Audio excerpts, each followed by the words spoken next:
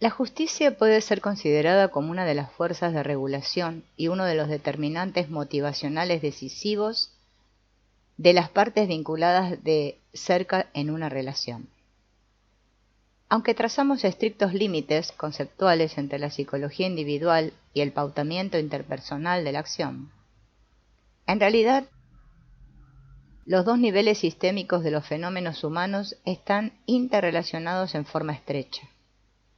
Estos dos niveles pueden representarse como dos clases de contabilización de obligaciones.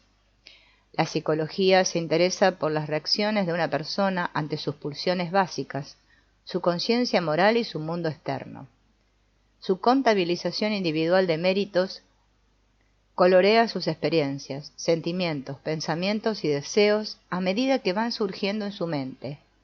Los retiene en su memoria y los elabora de modo simbólico en sus procesos de pensamiento conscientes e inconscientes. El resultado negativo de la contabilización privada que hace el individuo de sus experiencias es la aparición de sentimientos de culpa. El resultado positivo, un sentimiento de confianza.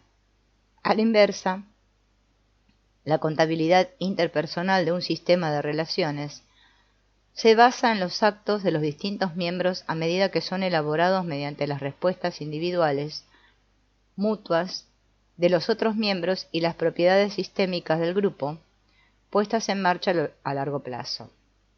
Las consecuencias de los actos de una persona dejan su impronta en el sistema social del cual forma parte.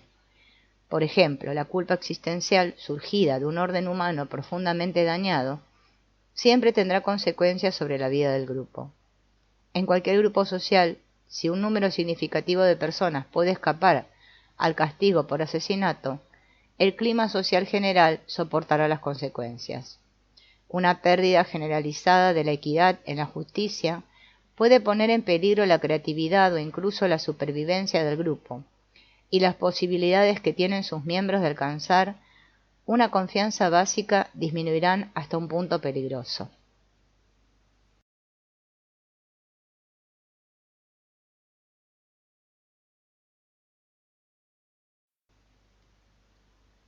La psicología académica y psicoanalítica siempre han compartido el punto de vista de que el ambiente humano individual, relacional, puede concebirse en esencia como una constante, un locus de expectativas normales, medias, a las que el individuo puede o no adaptarse de manera satisfactoria. Nuestro punto de vista dialéctico no solo postula que el individuo está incrustado en un contexto de mérito fluctuante y dinámicamente balanceado, sino que este último es un componente indispensable para la comprensión de la dinámica y la motivación individual. Por consiguiente, mientras que los sentimientos de culpa del individuo pueden entenderse sin tener en cuenta los sentimientos y reacciones de los otros miembros, no ocurre lo mismo en relación con la culpa existencial que está en su base. Nuestra herencia cientifista posiluminista fomenta una primacía conceptual del individuo que supera a los demás, basada en la negación del sentido ético de las obligaciones interpersonales. Hemos aprendido a entregarnos al juego de elaborar elegantes fórmulas psicológicas, por ejemplo, para las transformaciones simbólicas y los programas de desarrollo, que hallan su mérito en la comprensión de la dinámica individual. Sin embargo, a la vez, hemos olvidado la cadena de acciones y reacciones que impregnan el sistema social y determinan su balance de justicia. Incluso el significado de la palabra reacción se ha desplazado de la esfera de la acción hacia la experiencia psicológica o reflexión. Existe un paralelo histórico, aparente, entre el proceso de reparación atenuada del delito y la progresiva centralización del enfoque en las dimensiones individuales de la responsabilidad. Las sociedades de la antigüedad, mediante la justicia del talión, no solo hacían responsable en forma inmediata al individuo, sino que a menudo responsabilizaban también a su familia por las transgresiones de sus miembros. Son pocos los que osarían cuestionar el valor de los enormes progresos realizados por la humanidad en pos del ideal de responsabilidad judicial individual. Ninguna persona que esté en su sano juicio desearía volver a los días en que la vendetta estaba en vigencia, la horrible posibilidad de reparación colectiva en forma de matanza o esclavitud de toda una raza todavía sigue acechándonos hoy en día. La responsabilidad legal colectiva es la peligrosa puerta que lleva a dar pasos regresivos, ejemplificados por el prejuicio, la elección de víctimas propiciatorias y el genocidio. Paradójicamente, corresponde al teórico especializado en familias señalar los factores de motivación en la familia que podrían plantear la cuestión de responsabilidad judicial familiar. Es muy posible que, llevando a sus últimas consecuencias el concepto de responsabilidad individual, sea el equivalente invertido de la elección de víctimas propiciatorias.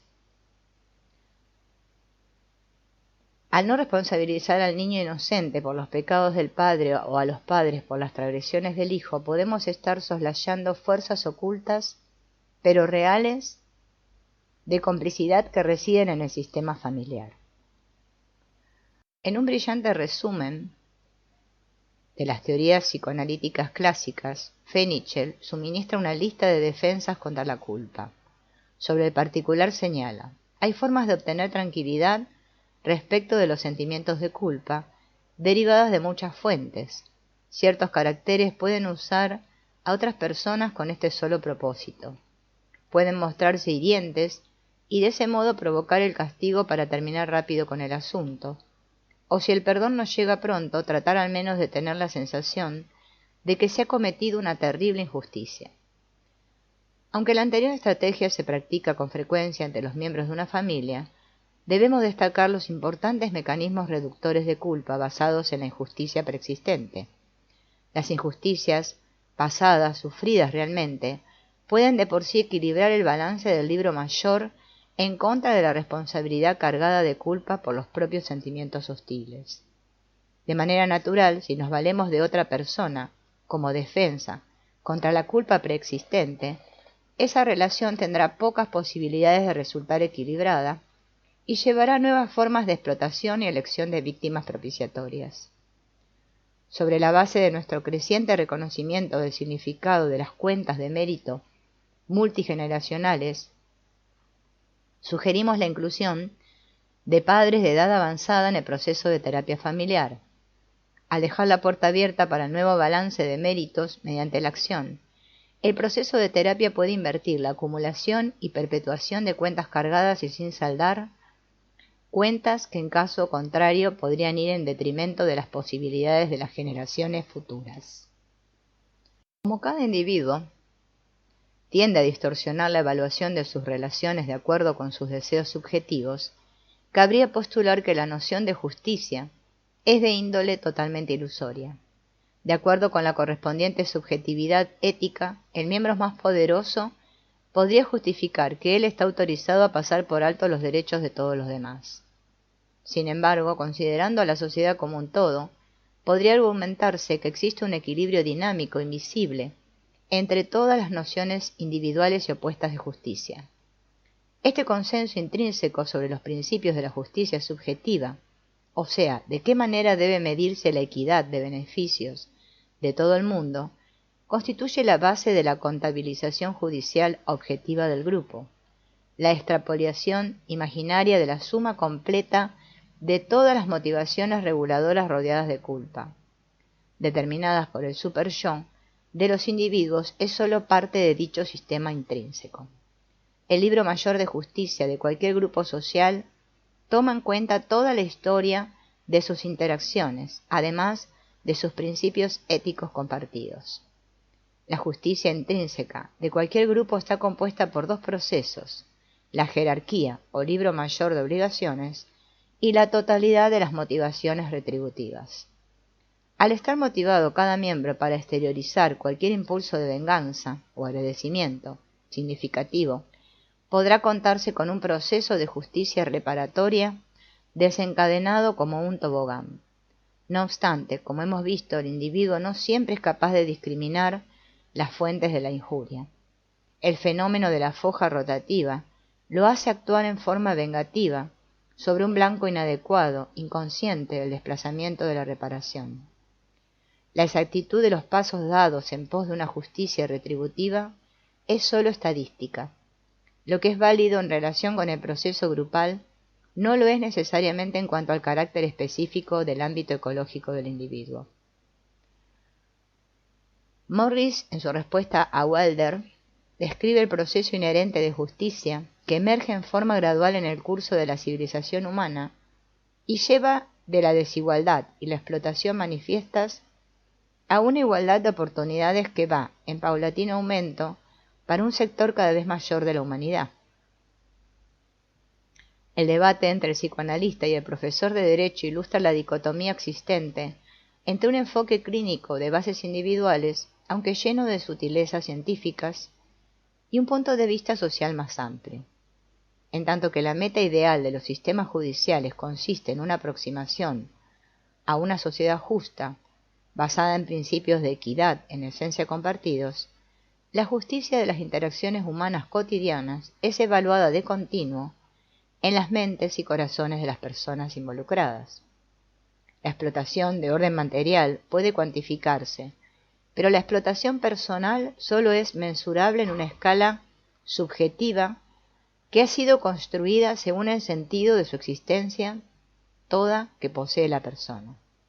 El carácter específico de la combinación existente entre las realidades subjetivas e interpretaciones de cuentas puede ser desbrozado a partir de la siguiente viñeta imaginaria. El hecho de que no me haya llamado durante una semana entera tal vez no sea una injusticia, y podría no experimentarlo como una afrenta a la justicia de mi universo humano. No obstante, como sucedió inmediatamente después que yo me abriera a ti, cuando necesitabas de mi atención, simpatía o consuelo, tu falta de interés se grabó en mi corazón como un penoso acto de injusticia. Como resultado, siento que mi libro mayor está desequilibrado, que he dado más de lo que recibí, y si creo que me trataste de ese modo en forma consciente, entonces estoy siendo explotado. Incluso si esta injusticia solo puede establecerse a partir de mi experiencia subjetiva, la importancia del hecho puede no obstante haber quedado registrada de alguna forma en tu mente. Puedes haber experimentado de manera consciente sentimientos de culpa, o al menos una oscura conciencia de haber sido injusto para conmigo, o siquiera de haberme tratado en forma desconsiderada. De este modo, aunque tal vez no tengas conciencia de haber violado ningún principio ético mutuamente compartido, nuestras reacciones subjetivas paralelas han convalidado en forma consensual la objetividad relativa de la injusticia que padecí. La importancia del argumento que ilustra esta viñeta reside en el modo en que destaca la reciprocidad de un diálogo sobre una acción, la cual es algo más que la suma total de las experiencias subjetivas de dos personas. En consecuencia, mientras que el concepto de examen o prueba de realidad en psicología es una noción comparativamente monotética, estamos determinados por la realidad o bien somos víctimas de una distorsión, el concepto de justo orden del mundo de los hombres es de índole dialéctica. Cuando un hombre traiciona a su amigo, ello lleva implícito algo más que las vicisitudes de los deseos reprimidos de la infancia, sus momentos de depresión, etc. Decidir la medida de la extorsión dependerá también del punto de vista del amigo. Como consecuencia práctica de esta tesis, precavemos al especialista en terapia familiar contra el peligro de renunciar a su rol intrínseco en cuestión de problemas personales, éticos y de justicia, y de restringir su visión a los campos intrapsíquico y psicológico. Sin embargo, el hecho de ser arrastrado a un debate sobre, por ejemplo, el derecho que tiene alguien de culpar o no a sus padres, llevaría a un punto muerto no dialéctico. Una postura terapéutica dialéctica lucharía por establecer la esfera en que reside la auténtica contabilización subjetiva de justicia de cada participante. Mediante la discusión abierta de estas cuentas podría abrirse el camino que lleve a su balance a través de una orientación basada en la acción. En caso de elección de víctimas propiciatorias en forma abierta y aparentemente maliciosa, el especialista en terapia familiar puede verse en una difícil situación desde un comienzo. El resto de la familia puede señalar que a menos que el terapeuta admita la idea de la maldad intrínseca de la víctima propiciatoria, no aceptarán su ayuda. No obstante, la rudeza y crueldad misma de las acusaciones determinará, como contrapeso, que los victimarios se acusen de modo recíproco. En este caso, el paso más adecuado que puede dar el terapeuta estriba en indicar que es consciente de la posibilidad de tomar partido por una u otra posición, y también de su capacidad para investigar el reverso de ambas. Por ejemplo, cabe pensar que los victimarios necesitan ayuda y que potencialmente pueda brindarla la víctima propiciatoria. De modo tradicional, las relaciones familiares parecen tener una exención especial en los estrictos principios de la justicia reparatoria. En muchas esferas, los miembros de la familia se escudan tras una barrera común que los separa del mundo externo. Manifestaciones tales como la sangre es más espesa que el agua ilustran esta circunstancia humana más básica. Por regla general, uno espera ser aceptado por los miembros de su propia familia simplemente en base a la lealtad que determina la consanguinidad a despecho de los méritos propios. Incluso el fracasado, el débil, el enfermo o el disminuido mental pueden esperar muestras de solicitud de parte de la mayoría de las familias. El concepto del bienestar social extiende este principio a la sociedad como un todo, en marcado contraste con el ideal del individualismo económico más acerbo, adherido a un modelo contable competitivo y duro de méritos ganados. De esta manera, el ideal del bienestar colectivo puede interpretarse como una forma de nepotismo nacional. La justicia familiar ha sufrido una evolución a tono con su historia social. En la antigüedad y por algún tiempo durante la Edad Media, los padres ejercieron un poder absoluto sobre sus hijos. La ley romana permitía que los hijos fueran vendidos como esclavos o recibieran la pena capital bajo la autoridad de los padres. El cristianismo y más tarde el liberalismo racional contribuyeron a que se otorgase un tratamiento más piadoso a los hijos transgresores. Nuestra era ha llegado al extremo opuesto y se advierte una preocupación por la abdicación de la responsabilidad paterna en forma de permisividad extrema. El letargo y agotamiento emocional de los padres tienden a que un número cada vez mayor de progenitores modernos lleguen a la parentalización de sus propios hijos mediante la permisividad. El progreso técnico lleva a aumentar aún más los efectos de una actitud sin restricciones.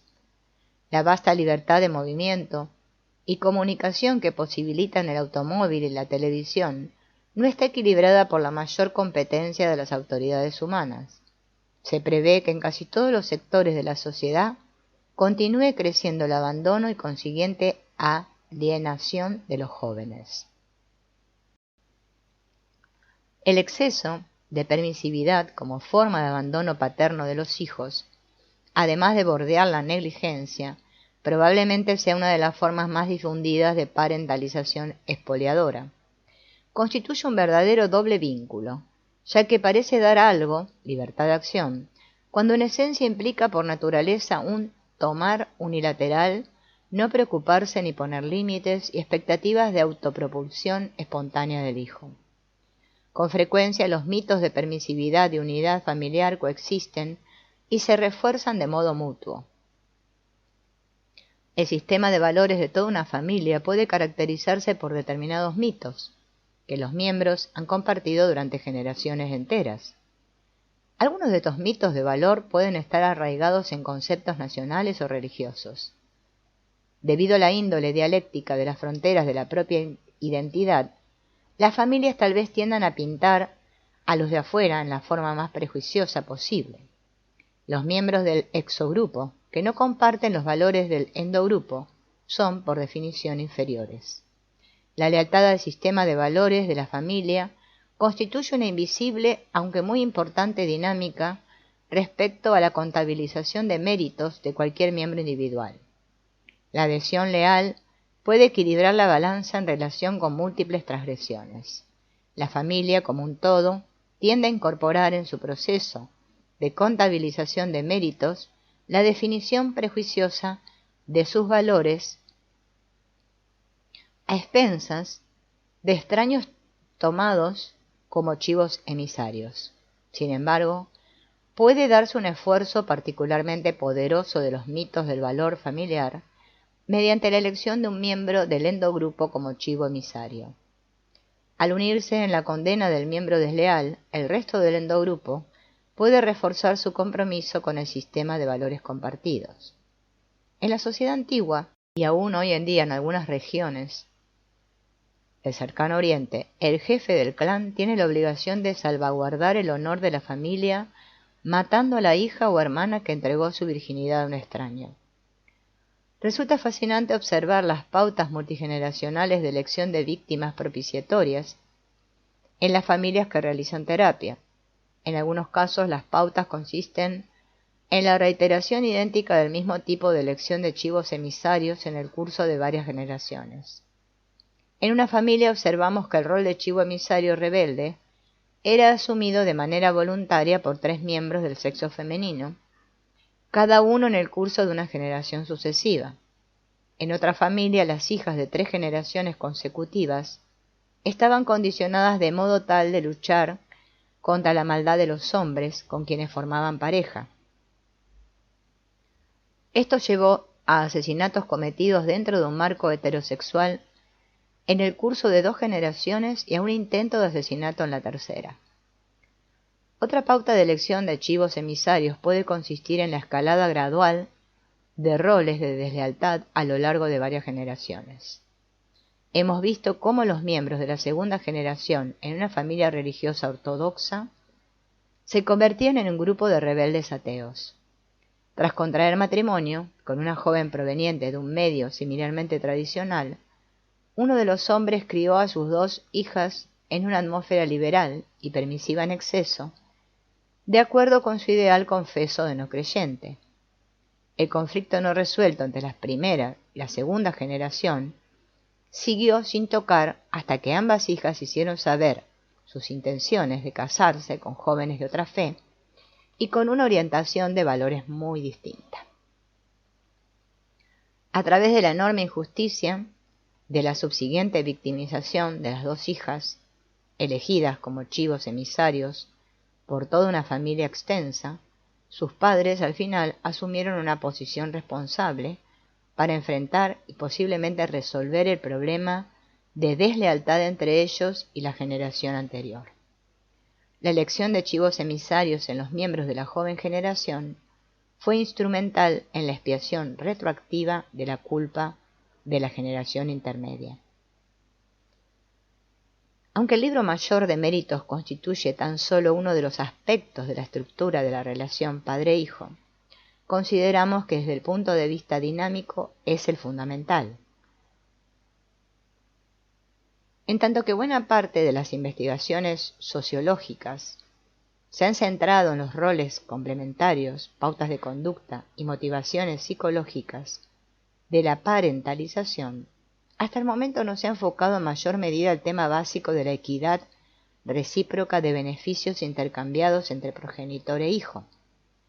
¿Cuáles son los criterios que determinan el momento en que la devoción paterna puede tornarse una carga excesiva que va en detrimento del padre o del hijo? ¿Qué grado de devoción filial puede recompensar la disponibilidad paterna? ¿Hasta qué punto es normal e inevitable la parentalización de un hijo? ¿En qué momento las necesidades del progenitor llegan al punto de la explotación del hijo y cuando constituyen un abuso para éste? ¿En qué reside la simetría del toma y daca entre padres e hijos? ¿Qué determina la elección del momento adecuado para el pago de obligaciones o la elección de un receptor sustitutivo de ese pago? ¿De qué manera el sistema familiar como un todo hace un balance equilibrado de las cuentas intrínsecamente asimétricas entre padres e hijos dentro de la contabilización global de méritos? El orden humano imperante en las sociedades de la antigüedad esperaba que el progenitor velara por la existencia física del hijo, le diera apoyo material y protección en las etapas vulnerables del desarrollo. A cambio, el padre tenía derecho a explotar la mayoría de las reservas de vida del hijo y a aplicarle un castigo extremo por desobediencia. El hijo debía respeto y obediencia perpetua al padre. A su vez, podía exigir una devoción y sumisión similares de sus hijos.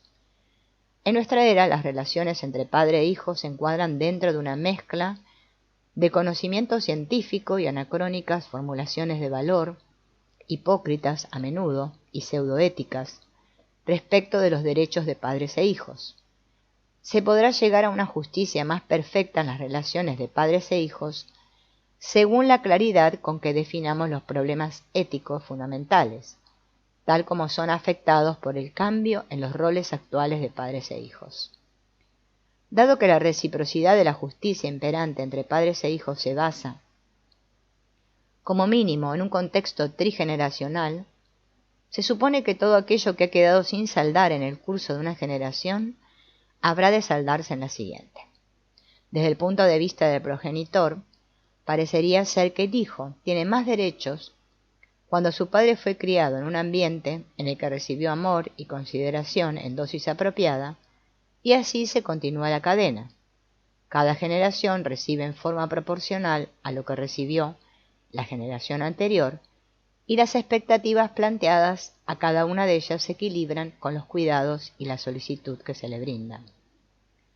Una brecha generacional en la continuidad de las cadenas enlazadas de servicios o expectativas de gratitud paternas puede trastocar el equilibrio del balance de justicia entre padre e hijo. A los efectos de examinar el balance de estos libros mayores tan complicados, tendríamos que saber algo más acerca de las dimensiones esenciales de la justicia intergeneracional. Los padres actuales pueden incluso expresar mejor sus necesidades que los hijos, aunque su posición recibe menos apoyo que antes de la sociedad.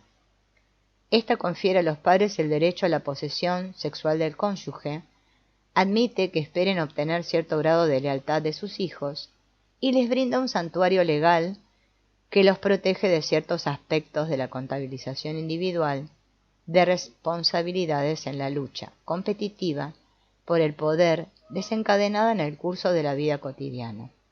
Sin embargo, lo que a menudo se ignora o niega en forma abierta es la más profunda convicción de los padres en cuanto a que tienen derecho a esperar gratitud del hijo y un reembolso, siquiera parcial, de los servicios que les prestaron. Los derechos de los hijos tienen un carácter más intrínseco y los niños pequeños están aún menos capacitados para articularlos.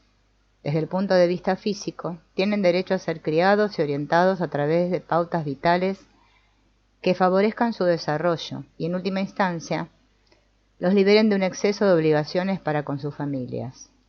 La sociedad, que por un lado impide la crueldad extrema con los niños aplicando ciertas restricciones a los padres, puede también confundir a estos respecto de la prioridad de los valores éticos.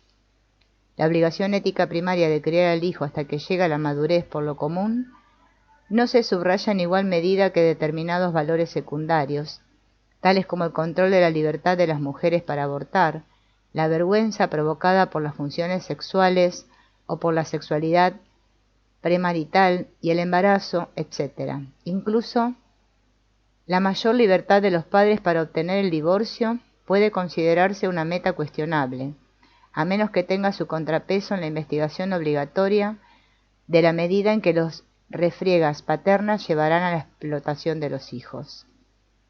Toda propensión a subrayar los valores éticos secundarios tiende más a oscurecer que a recalcar lo más importante de las obligaciones humanas, la de dar todo lo necesario a un bebé desvalido sin esperar ningún retorno de beneficios, al menos por un tiempo. Este es el punto en que los padres, cuyos propios antecedentes no alentaban su confianza en la justicia del mundo, necesitarían el máximo de apoyo por parte de la sociedad. No puede esperarse que todos los padres superen la paradoja de darle a un hijo más de lo que ellos mismos recibieron en calidad de tales. Los hijos tienen el derecho innato a ser criados en forma responsable. La crianza no es una recompensa por méritos que haya acumulado.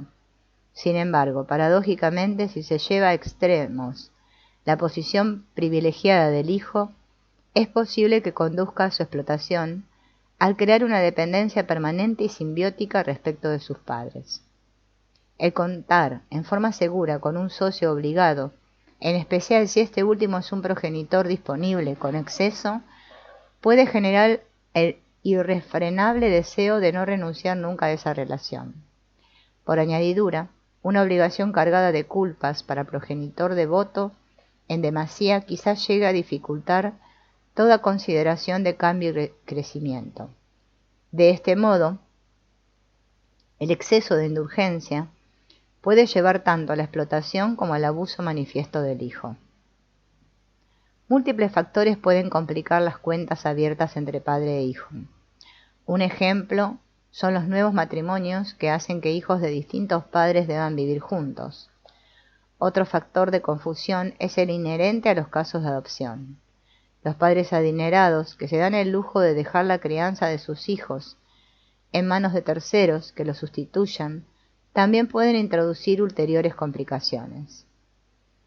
Debido a que los niños pequeños deben aceptar de manera incondicional la autoridad de sus padres, es posible que ellos no tengan conciencia en absoluto de la injusticia intrínseca de ciertas acciones u omisiones paternas.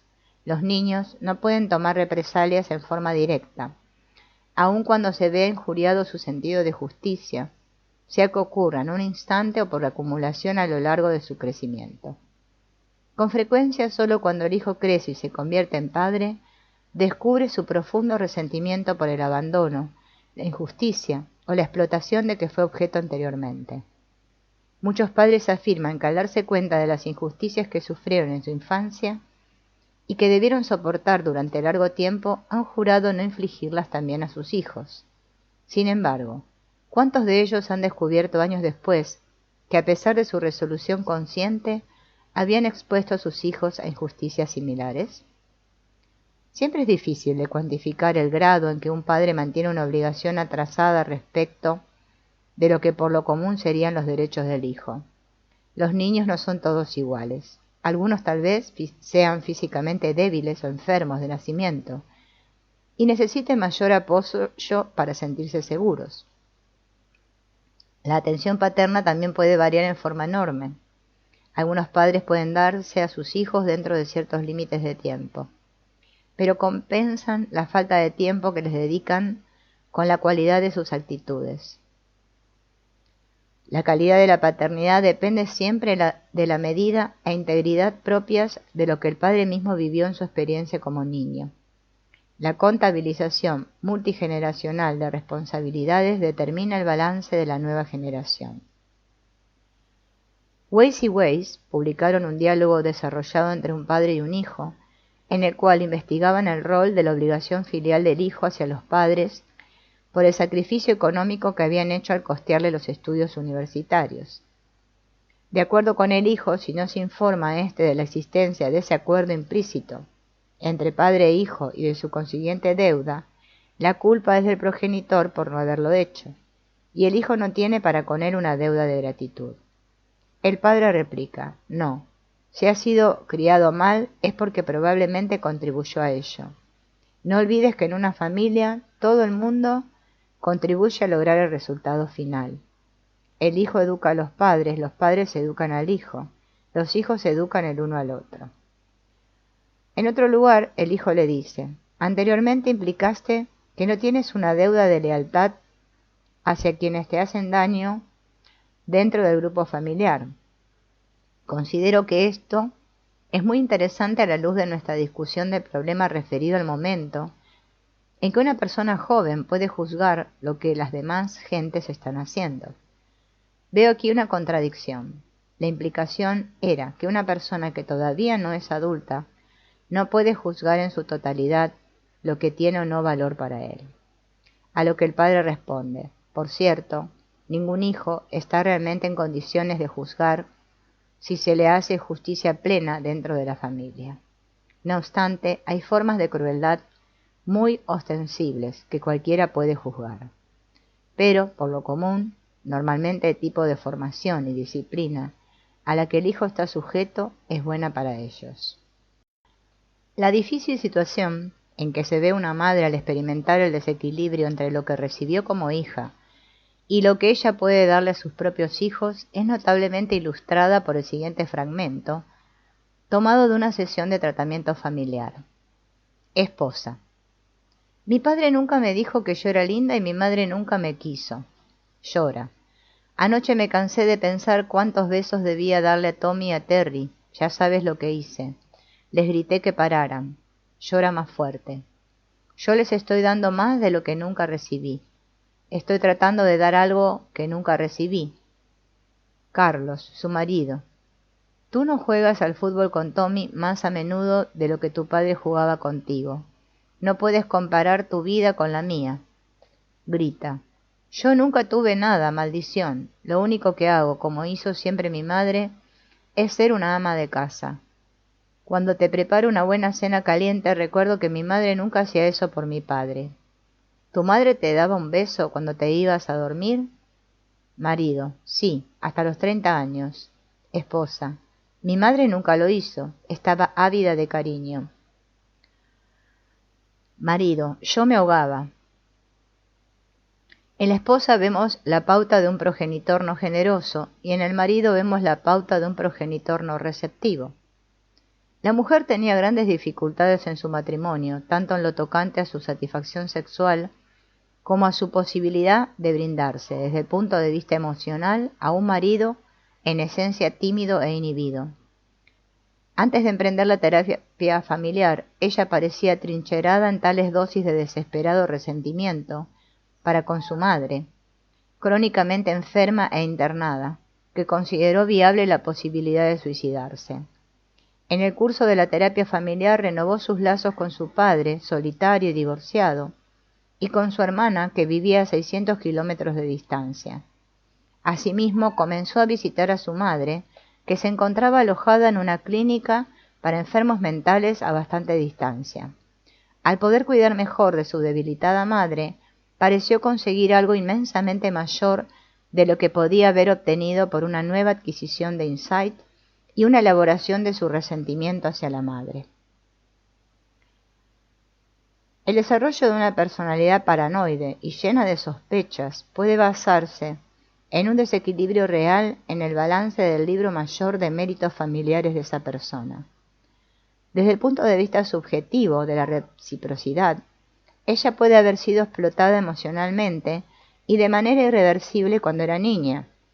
La naturaleza de la justicia humana determina que si los padres están en deuda con el niño, al retrasarse en el cumplimiento de sus obligaciones, aquel acusará una tendencia a sentirse acreedor en todas sus futuras relaciones. Considerará al mundo entero como si fuera su deudor y tratará a toda la gente de ese modo.